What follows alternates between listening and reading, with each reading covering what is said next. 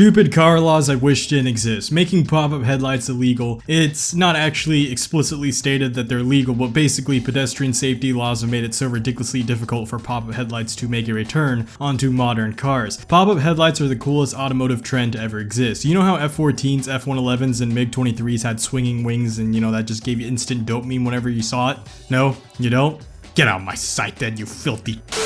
Okay, so Transformers are cool, right? So fighter jets with moving wings, those are also cool, right? So cars with flippy dippy uppity poppity lights, those are even cooler, right? Of course they are. I literally just said that they're the best thing ever made. Did I say that yet? Of course, I'm gonna say it again. Did I say it was a trend? Well, guess what? It shouldn't have been a trend. It should have been a forever thing that just stuck around. So why is it gone then? Well, like I told you, it's because of an arbitrarily established crash safety guideline that said something about them being like sharp or whatever. You know what's the effed up part about that? The fact that the same safety regulations which tried so hard to limit the benign existence of pop-up headlights have failed to account for an even more dangerous automotive trend that would lead to the deaths of tens of thousands of children over the next decade. Meanwhile, when it comes to pop-up headlights, I struggle to Google any meaningful study that was conducted about the actual application of them on cars and how that affected the pedestrian casualty rate. I did, however, find plenty of studies on giant massive bumpers attached to 6,000-pound civilian class infantry fighting vehicles. Sorry, I meant infant murdering machines, and its effect on pedestrian casualty rates, children in specific. Which brings me to the second thing I want to talk about this video, which is giant SUVs and crossovers not being safety rated because the law literally just kind of forgets about them. Now, you probably expected me to only lecture existing laws in this video, but this one is more so the lack of one. Technically, the law does exist, but it's a giant loophole that is being actively abused by basically every car manufacturer, and the government, I'm pretty sure, is aware of it, but allows the loophole to continue because of GDP or something. Although if how many kids are being harmed, it may as well be EDP instead. Did you know that almost all modern SUVs and crossovers aren't actually safety rated? It's ironic when you consider the #1 reason that most people buy them is for safety and security, because they feel super duper safe in a big vehicle, because big equals safe and heavy equals safe. They're very poorly crash tested, unfortunately.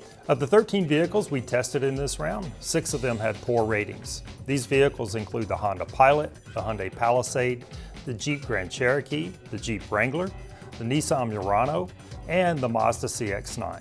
Safety is not just a matter of size and weight, counter to what our basic monkey brains want to believe. Safety is a precise mathematical calculation. It involves angles of collision, crumple zones, reinforced areas to prevent collapse. Of course, I'm gonna stop talking about all that boring crap because I've unfortunately probably already lost a few viewers of 3-second attention spans. But if you're still here, the most important collision calculation that I think should be addressed is regarding pedestrians, because last time I checked, humans are very small fleshy meat bags compared to the giant hurling steel coffins that are automobiles. If you collide with people, it should be in both parties' best interest that the chance of them dying or getting run over or getting thrown through the windshield should be as low as possible. In that same vein, it's real nice if cars don't even hit people in the first place. Now, a lot of countries have something called the moose test. It usually involves using a moose cutout and then having the SUV try to swerve as quickly as possible to not hit it at the last second because the moose came out of nowhere. Now, thankfully, a lot of countries are realizing the more incentivizing way to present this to automotive manufacturers is to replace the moose cutout with a child running after a ball, because us humans, we're pretty cruel and we unfortunately don't really care about the life of an animal. However, most of us hopefully have empathy for fellow human beings. So therefore, a lot of companies started to take this more seriously when they realized that it could be applied to kids, because a kid can just run out in front of your car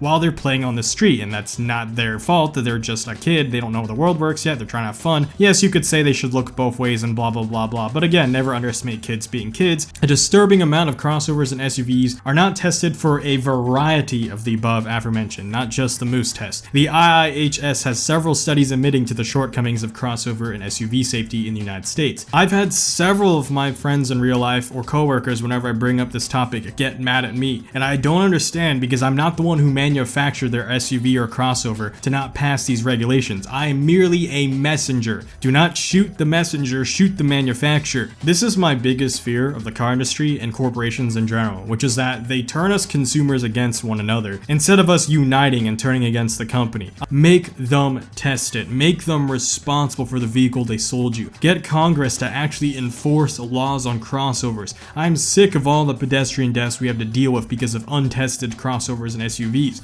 If you live in a city, parking lots are basically open PvP zones. So even if you own a car, the moment you park it and step out of the car, you are a pedestrian. Even if you're only a pedestrian for 30 seconds, that's enough time to still lose your life of all these morons we have driving around. And if the inevitability that these morons are going to hit pedestrians, because they do, thousands each year, then we should at least have it be where the people who are getting hit have a significantly higher chance of survival because they're being hit by things that were properly tested for their safety. I know someone's going to turn this into an SUV versus sports cars or non-car guys versus car guys things, and again, let me remind you, rally together. We are not supposed to draw lines against one another as consumers. We should be angry at the manufacturers. These are not regulations on our consumer rights and freedom. If anything, they're laws that will help our consumer rights and our freedom. People should have the freedom to feel safe when they walk around these vehicles. And the people driving the vehicles should also feel safe because they should have a vehicle that's properly tested for road safety for all kinds of interactions and not just pedestrian collisions. Get mad at the manufacturers for saving cash and not thinking you're worth the extra dollars to test their cars properly.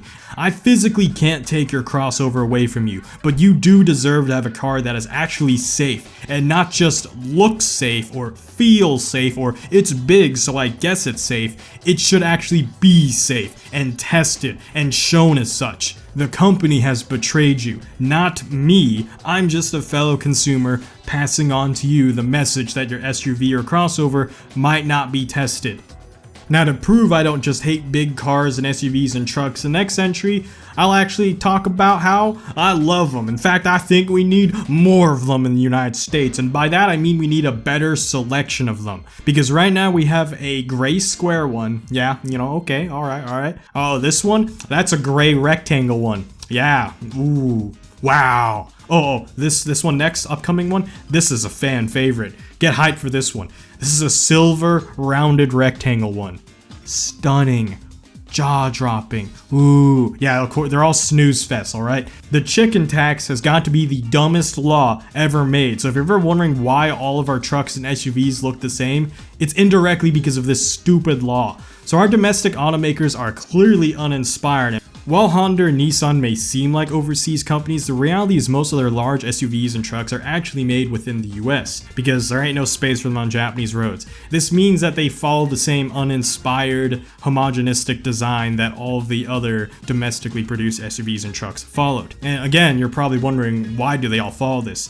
So, the chicken tax, imposed in 1964, adds a whopping 25% tariff on imported light trucks, which makes buying, owning, and operating these vehicles far more expensive than just buying vehicles produced locally. The chicken tax is compounded with the fact that we also have a 25-year import law, makes it where foreign trucks like K-trucks are just straight up illegal to own until you either wait 25 years to buy it or put up with a 25% tax, assuming it was one that can actually be legally registered without having to wait the 25 years. So as you can see, you're kind of screwed both ways.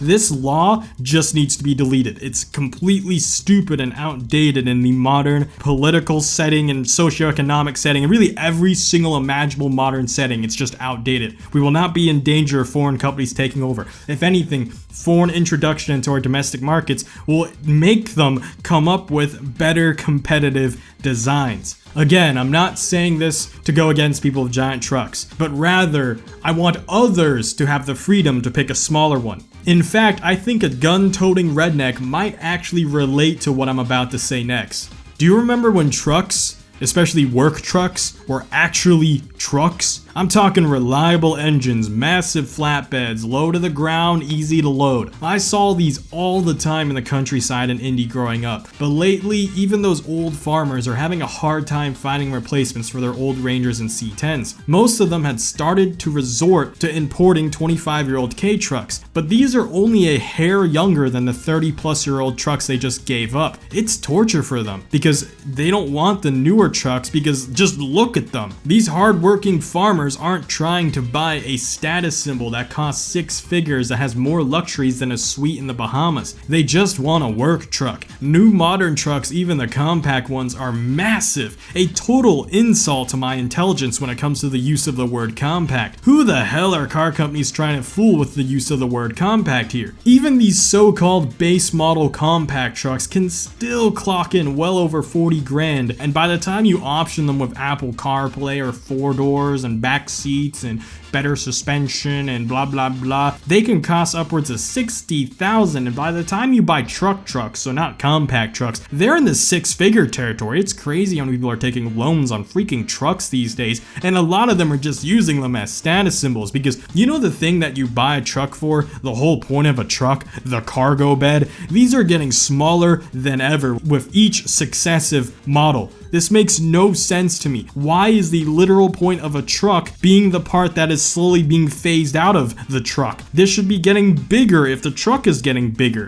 This just defeats the point of a truck. So if you want the freedom to purchase the cars that I just ranted about above, guess what? If you're fine with them the way they are, you have a right to that freedom. But I have the freedom to purchase something other than a generic rectangle fashion symbol. I shouldn't have to face an agonizing 25% tariff for owning a smaller light truck. I shouldn't have to deal with a 25-year law to wait to import from a company overseas that makes a smaller, lighter truck because no one domestically wants to produce it anymore. I hope one of the American manufacturers, just one of them, needs to wake up. And if they wake up and get a decent head start to the market, they'll blow the doors off of the other companies in terms of sales. I'm serious. A domestically produced K truck in the US that does not have to deal with the 25% tariff, this will sell and earn billions of dollars for revenue. Everyone in rural America wants a brand new version of these for 20-30 grand. A proper small size truck. Beginner drivers will buy them too. A ton of people who already own compact trucks, they probably are thinking to themselves, I didn't actually want the truck to be this big. I just bought it because it's the smallest thing you can buy for a reasonable amount of money these days. Like I said, the other options are wait 25 years or deal 25% of the sales price of the vehicle. Like, they really have zero chance of failing in today's current market atmosphere. Smaller trucks get better MPG, they look cooler, they do less road damage, they look cooler, they are more aerodynamic, they look cooler, they have larger cargo beds, so ironically, despite being smaller, they actually can carry more. They also look cooler. Did I say that?